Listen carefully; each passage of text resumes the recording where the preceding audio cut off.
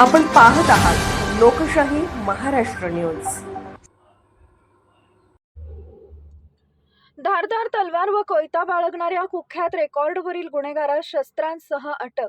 100 फुटी रोड ते धामणी रोडकडे जाणाऱ्या इरसेड भवन परिसरात धारदार शस्त्र घेऊन फिरणाऱ्या रेकॉर्डवरील गुन्हेगाराबाबतची गोपनीय माहिती पेट्रोलिंग दरम्यान पोलिसांना मिळाली। स्थानिक गुन्हे अन्वेषण शाखेच्या पथकानं मिळालेल्या खात्रीशीर माहितीच्या आधारे तत्काळ त्या ठिकाणी धाव घेत प्रत्यक्ष पाहणी केली असता यशराज अनिल दुधाळ वय वर्ष 20 राहणार स्वामी समर्थ कॉलनी गल्ली नंबर 2 वांडलेसवाडी हा हातात धारदार तलवार घेऊन उभा असल्याचं निदर्शनास आले। क्षणाचाही विलंब न करता सहाय्यक पोलीस निरीक्षक जगदीप कळेकर यांनी आरोपीला ताब्यात घेत अंगझडती घेतली असता त्याच्या कमरेला एक कोयता देखील आढळून आला।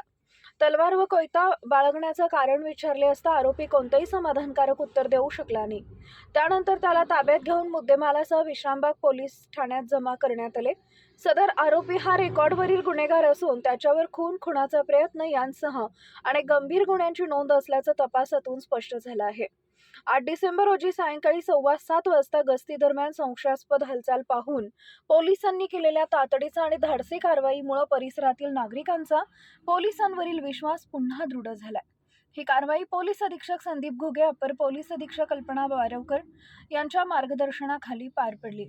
मोहिमेत पोलीस निरीक्षक संजीव कुमार झाडे, स्थानिक गुन्हे अन्वेषण शाखा सांगली यांच्यासह API Jaydeep Kalekar, police head constable Sandeep Gurav, Sanket Magdum, Atul Mane, Imran Mulla, Ranjit Jadhav, Arun Patil, Somnath Gunde, Abhijit Thanekar, Suraj Thorat, Rohan Ghaste यांनी उत्कृष्ट समन्वय साधत धडाकेबाज कारवाई केली आहे। या कारवाईमुळे शहरातील गुन्हेगारीला मोठा आळा बसला असून पोलिसांच्या तत्परतेचं नागरिकांकडून कौतुक होत आहे।